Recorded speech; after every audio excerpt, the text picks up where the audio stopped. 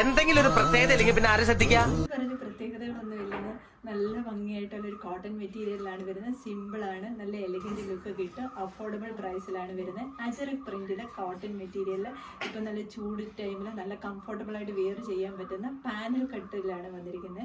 നല്ല ഭംഗിയായിട്ട് വരുന്ന ഒരു കളക്ഷനാണ്. 2 കളർ ഷെയ്ഡ്സ് ആണ് കൊണ്ടുവന്നിരിക്കുന്നത്. ഫസ്റ്റ് കളർ ഷെയ്ഡ് വന്നിരിക്കുന്നത് റെഡ് ബ്ലാക്ക് കോമ്പിനേഷനിലാണ്. ഇങ്ങനെയാണ് വന്നിരിക്കുന്നത്. ആണ് ടോപ്പ് വരുന്നത്. ഇതിൻ്റെ ഒരു ഹാഫ് പോർഷനോളം, ഈ ഒരു ഇത്രയൊരു പോർഷനോളം ലൈനിങ്, കോട്ടൻ്റെ ലൈനിങ് വരുന്നുണ്ട്. ബാക്കി വിത്തൗട്ട് ലൈനിങ്ങിലാണ് വരുന്നത്. സ്ലീവ് വിത്തൗട്ട് ലൈനിങ്ങിലാണ് വരുന്നത്. ബാക്ക് പോർഷൻ ഇതേപോലെയാണ് വരുന്നത്. നല്ല പാനൽ കട്ടിങ്ങിലാണ് വന്നിരിക്കുന്നത്. ഇതേപോലാണ് ടോപ്പ് വരുന്നത്.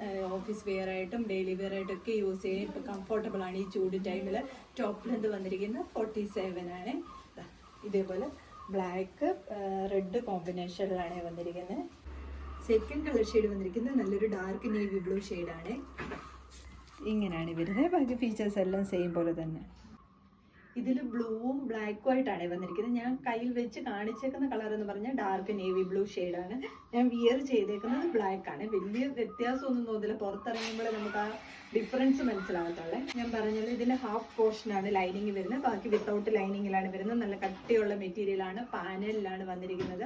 അഫോർഡബിൾ പ്രൈസിലാണ് വരുന്നത്. ഡെയിലി വെയർ ആയിട്ടൊക്കെ യൂസ് ചെയ്യാവുന്നതാണ്. ബാക്ക് പോർഷൻ ഇതേപോലാണ് വരുന്നത്.